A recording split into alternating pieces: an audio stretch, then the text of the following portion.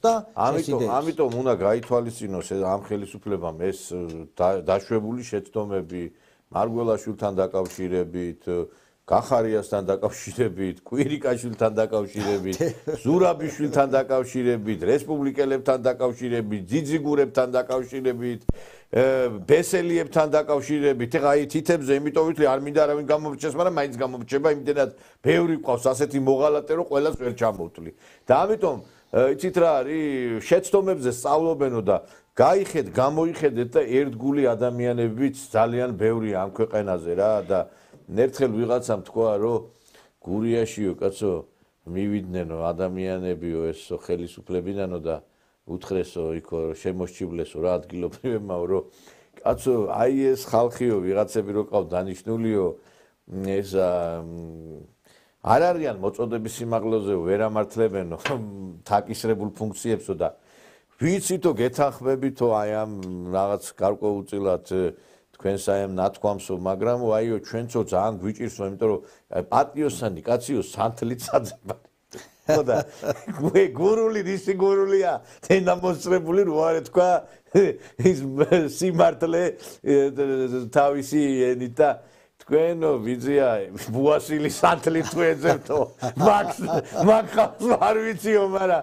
ხალხის მეტი რა არისო და არ ვიცი ხა ბუასილი სანთლებით თუ ეძებთ მართლა ვერ იპოვით თქვენ და არ ვიცი ჩვეულებრივი სანთლით თუ ეძებთ დაანთეთ და იპოვით იმიტომ რომ ერთ რო უთხრეს ხო იცი ეგ რომ მივიდა და აიო ექიმთან რომ მივიდა რო ეთქვის რომ ექიმო ისავრაკია გული მткиვა და აი გულიანი კაცი რო ხარ იმიტომ მткиვა გულიო თორე ის რო იყო ის ადგილი გეტკინებოდაო და ამიტომ ბოდიში და მეტრაკეებს და ბუასილის სანთლით ხალხი ზემნას თავი დაანებეთ რა თავი დაანებეთ იმიტომ რომ საქართველოს ჩერისი არ გადაშენებულა პატიოსანი ხალხი არ ყოფილიყო სამ ქვეყანაზე ეხლა სხვათა შორის პატიოს ხალხზე გამახსენდა აი ხა სანამ დავიწყებდი გადაცემას ერთმა გორელმა კაცმა დამირეკა არ მინდა ხა გვარის დასახელება იმიტომ რომ იქნებ თვითონ არ უნდა და მითხრა ესეთი რაღაც თავის გასაჭირი აი გუშინო თქვენ გადაცემას უსმენდიო მეო და თქვენო იქო თქვითო რომ აი ეს მე თქვი ენერგოპროზე ვილაპარაკე მეგობრებო და ამადბამ რომელაშვილების ჩიხი ხო რო არ გამ რომელაშვილების ჩიხში გასკდა კანალიზაციის მილი ეხლაცო ველოდებითო აგერო არ მოსულან არავინო და მე მინდა რომ აი ამ კაცის გულის ნადები გითხრათ და იქნება მივაქციოთ აი პატიოსანი ხალხის გასაჭირსაც ყურადღება და რა შეეხება აი ბატონო ლექსო თქვენ რო ამბობთ რომ აი მოღალატეებზე აი ამ ხალათზე ესე იგი მე ვერ წარმოვიდგენდი იმას რომ აი ეს ადამიანები ამ დონემდე მieყვანათ რომ გამოსულიყვნენ და აი ესე მოქცეულიყვნენ როგორც აი ხა მაგალითად რუსთაველზე იქცევიან ხალხო არ ვიცი სადამდე მიხვედით ყველაფერი მინახია რაღაც 1000 მარშებს ატარეს მაგრამ ძაღლი ადამიანების მარში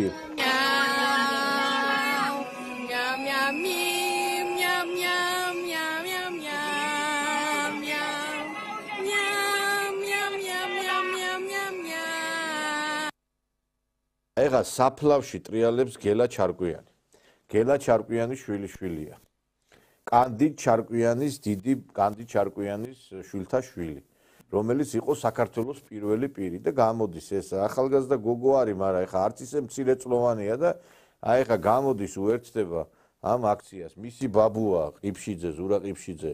თქვენ კარგად იცით, ამაზე დიდი მსახიობი საქართველოს არ ყოლია და არ ვიცი, მე უდიდეს პატივს ავცემ. მამამისი მსახიობია სხვათა შორის და აი ხა არ ვიცი აი რა დონეზე მივიყვანეს ხალხი რომ გამოიყვანეს კატების და ესე იგი კნავიან და ყეფენ იმაზე აქციებზე და არ ვიცი სასწაული არის მეგობრებო და არა ყველაზე სასწაული ის არის რაც ჩვენ მე ვიხილე მე ერთ-ერთ წინა გადაცემაში გავუშვი ერთი ახალგაზრდას გამოსვლა რომელიც შეურაცხყოფს ეკლესიას და მე ვერ ვიცანი სიმართლე გითხრა ვინ იყო ეს არ ვიცი მეთქი ვინ არის მაგრამ ეს როგორ შეიძლება ეკლესიას შეურაცხყოფს და მეთქი მე დავადგინე ვინც იყო ეს ადამიანი ეს ბატონი ვინც ეკლესიას შეურაცხყოფს მინდა ახლა მოგასმე ეს არის ქეთი დოლიძის შვილი აი როგორ არ დაიღალა ეს გაუნათლებელი საზოგადოება ამდენი წევრი მანიპულირებას და დაფარვას ჩვეულებრივი კრიმინალის და ძალადობის ამ რელიგიური სახელით. და ამ რაღაცნაირი ფსევდო რაღაც ეკლესიო ეს დასაკეტი არის ყველაფერი. ვიღაც ხიპიანი მამაოები და ვიღაცები დადიან და მე მასწავლიან ჭკუას და ისტორიას ვინ რა უნდა გააკეთოს. და ამასთან ახლოსვე არის კრიმინალი, ჩვეულებრივი კრიმინალები არიან. ესენი და ესენი და პოლიციაც შეუერთდა. ხო, სამწუხაროდ ეს არის ყველაზე სამწუხარო და ისე რელიგია და ფარისევლებზე ეს არის თორნიკე ბზიავა ქეთი დოლიძის შვილი. ჯერ ეს ქეთი დოლიძე იღებდა ეხლაც იღებს მე მგონი ამ ქართულ ფონდიდან ბიძინა ივანიშვილიდან დახმარებას.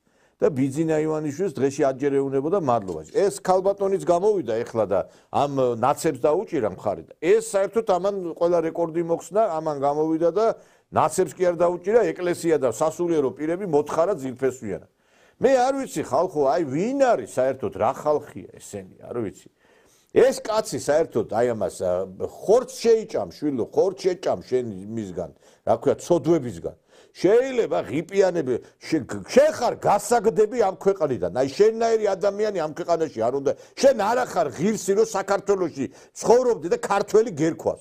ვინ უნდა გამოყაროში არარაობა ვინა? აი ხა მე მაშინაც ესეთი მძაფრი რეაქცია მქონდა, მაგრამ ეს ქეთი დოლიძე ვინ შობე ასეთი რომ ეკლესიის მე ვიზიარებ შემწუხარებას იმის გამო რომ აი ესეთი შვილი აღზარდე რა. შენ საერთოდ უნდა დაიმალო და ხმარ უნდა ამოიღუში არარაობა შენა რა. ჩვილმა და მთელი ცხოვრება რომ არასწორ პოზიციებზე დგახარ, ჯერ იყო გამსახურდიას უპირისპირდებოდა, მერე იყო შევარდნაძე გაყიდა, მერე იყო ეხლა საქართველოს გაყიდა ბიძინა ივანიშვილი რა მოსატანია საქართველოს გაყიდა, ბიძინა ივანიშვილს გაყიდა და აბა რა იქნებოდა საქართველოს რო გაყიდი. და აგერ გამოიყვანა შვილი რა შვილი აღზარდა ესე იგი და ეს არის რეჟისორი ვარო. ერთი ამის გადაღებული ფილმი მანახა რა. ეხლა თავი რომ მოაქვს, ვის რა ჯანდაბათუ და შენი გადაღებული. ატყობთ რა. საქართველოს ყოველთვის თელი თავის ისტორიის მანძილზე ადრე ხო იყო ფეოდალები, ფენა რომელიც იყო მაღალი ელიტური ფენა, რომელსაც ქონდა ფულიც ქონდა, გავლენაც ქონდა და ეს ფეოდალები სისუშობდნენ მაშინ მეფეებს. საქართველოს მეფეები დაიღალენ ამ ფეოდალების მორჯულებაში. აი ეს ინტელიგენცია, ინტელიგენცია ასე რომ უწოდებენ, პრივილეგირებულები რო იყვნენ ყოველთვის კომუნისტების ეპოქაში, ბინა მაგათ პირველი ბინა მაგათ უნდა მიიღოთ. პირველი მაგათ უნდა მიიღოთ მანქანა. ამ დროს მეშახტე იყო, მაღაროში მუშაობდა კაცი, მასწავლებელი იყო, ის კი არ ღებულობდა ეგრევე. არა, ეს ამათ უნდა მიიღოთ. ყველაზე კარგ ადგილას თბილისის ცენტრში ამათ ჰქონდათ ბინები. ყველაზე კარგ ადგილას თბილისში და თბილისის შემოგარენში წყნეთი, კოჯორი თუ რა ვიცი რაც არის, ყველაფერი აგარაკები ამათ ჰქონდათ. ყველაზე მაგარი მანქანები ამათ ჰქონდათ. და ეს პრივილეგიებში რო იყვნენ სულ, მაგრამ გადამწყვეტ მომენტში ყოველთვის იყვნენ მოღალატეები. აი ხლა მე კიდე ჩვენ განახეთ აგერ აი ამ ქალბატონის ქეთი დოლიძის შვილი, ხო? განახეთ ეგერ იმ რა ქვია ზურა ყიფშიძის შვილი. ეხლა მე მინდა განახოთ აგერ დიდი რეჟისორის თემურ ჩხეიძის შვილი, ეკა ჩხეიძე, რომელიც აგერ აი რა ესეც მოღალატეობრივი განცხადებით გამოდის აგერ. ეს არის აი ძალიან კატეგორიულად ვამბობ, ეს არის მშვიდობიანი აქცია. აი როგორ გითხრა, მდუმარე აქცია. რა მოწიეთ ქალბატონო ეკა ასეთი რომ ვერ ხედავ თქვენი თვალები ასე დაბრმავდა რომ რა მშვიდობიანი აქცია გადაწვეს რუსთაველი. რა მშვიდობიანი აქცია რეებს ლაპარაკობ და როგორ არ აქვს ხვენიათ მართლა მაინტერესებს რა. ანი მამა თქვენმა როგორ ერთხელ ტელეფონის ყურმილი არ აიღო და როგორ არ დაგირეკათ ბატონმა თემურმა, მაგრამ მე აღარ გამიკვირდება რომ თემურ ჩხეიძეც მაგაზზე იყოს, იმიტომ რომ აგერ მურმანჯინორია გამოვიდა და თქვა რომ მეო ამ ახალგაზრდებს რო უყურებ მე ამაყებავ ახალგაზრდებს რომლებიც წვავენ, ანადგურებენ და ყველაფერს ესე იგი საქართველოს ბედიღბას უკუღმა ატრიალებენ. რომელი ახალგაზრდების გეამაყება მაინტერესებს, რომლებიც ეკლესიას შეურაცხყოფენ ბატონო მურმან და კიდე არ ვიცი რამდენი ჩამოვთვალო აი ესეთი ინტელიგენციის წარმომადგენლები. აგერ ახლა თემურ ჩხეიძის შვილი განახეთ, ხო? აგერ ახლა განახებთ აი ეს დიდი ქალბატონ მომღერალს, აი ახლა ამას ახლა მე ეს როგორ გამოვტოვებდით ამას ახლა. აი ნაცებსაც კი, არ ვიცი ხა როგორც ერთზე გაიგეთ. 14 დღიანი ტერორი თავისი მოსახლეობისთვის არ გაუბედავს, არავის ეს არ გაუკეთებია საქართველოში, რასაც დღეს ჩვენ უყურებთ ჩვენ ქუჩებში, ხო? ეს რა არის? პირველი დღეები მაინც პროპაგანდაო, ევროპაო, რაღაცა პროპაგანდებს გვახმევს თავზეო და მე რა ვიცი, მეგონი დაიჯერეს კიდევ რეგიონებში ადამიანებმა, რომ ბიჭს გაუშვებს სკოლაში და გოგო დაბრუნდება, თან შენ არ კითხავს არავინ, ხო? ეს სად ნახეს? საიდან მოიტანეს ეს რუსული საიტებიდან საშინელი წყვილები? აი ეს იყო პროპაგანდა. ამან დაზაფრა ხალხი ისმის და უბრალოდ რას ვამბობ, რომ აი ამ პროპაგანდის საპირწონეთ, იცით 28-მდე ვაჩერებთ და გავაკეთებთ ყველაფერს. ეს ხო ზღაპარია, ეს ხო ტყუილია, ასე უტიფრად შეიძლება შენი მოსახლეობა. კი, და ამ 28 არ ვიცი რა, დავიღალეთ რა.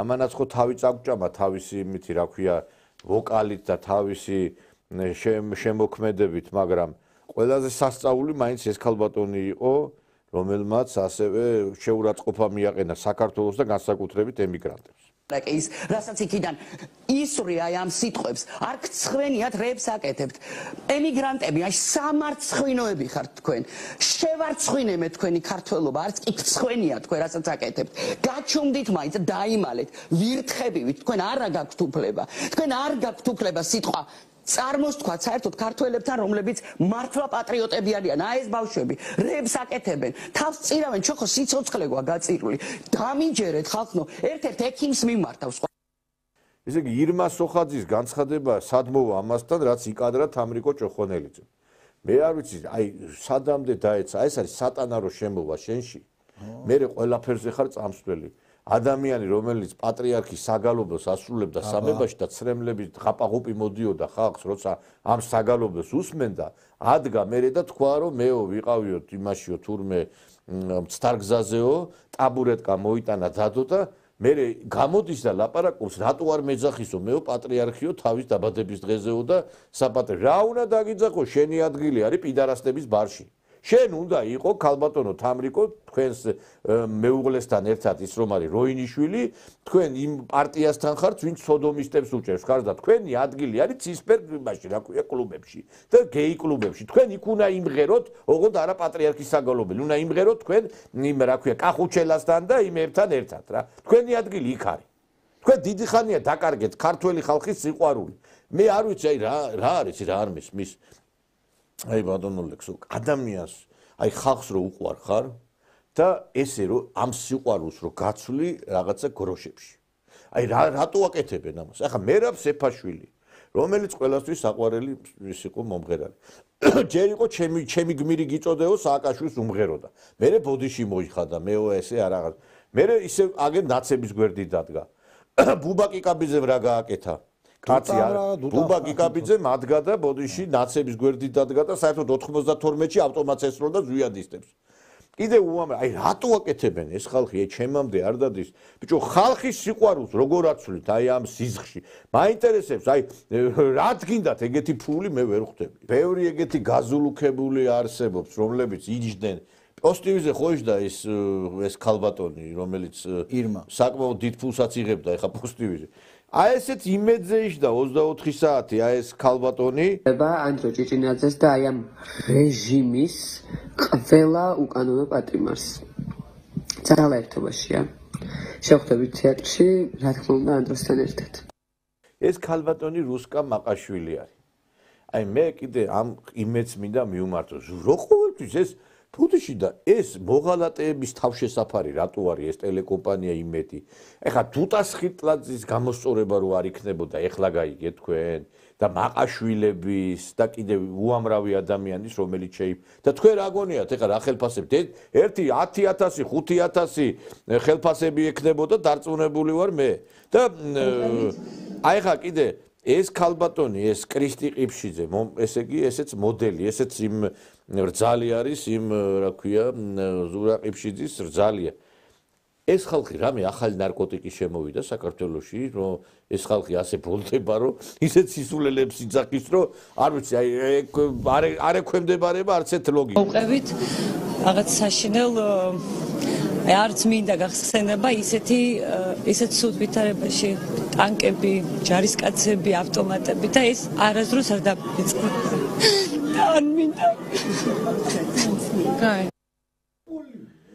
არ ვიცი რა სადნახე შვილო ტანკები გამოსული თბილისში თან ტიროდა მე სიცილი დაიწყო მე იმ თავისმა შვილმა ეს შვილია მიაუმიაუს რო იძახის ისა და აი მე არ ვიცი რა სად რომელ რა მოწიე და რას ყნოსავთ ამისთანაც რა მე აი არა გეოესე ეხა აი ბოლოს სულ ნარკოტიკების ზემოქმედების რაღაცის ზემოქმედების ხო ეხა ნარკოტიკი ეხლა ნარკოტიკა სხვარი ზემოქმედების ქვეშ უნდა იმიტომ რომ აი ჰიპერბოლა წარმოგიდგენია როგორ არის ეს ყველაფერი ესე იგი არ ვიცი აი კატასტროფის პირასავართ და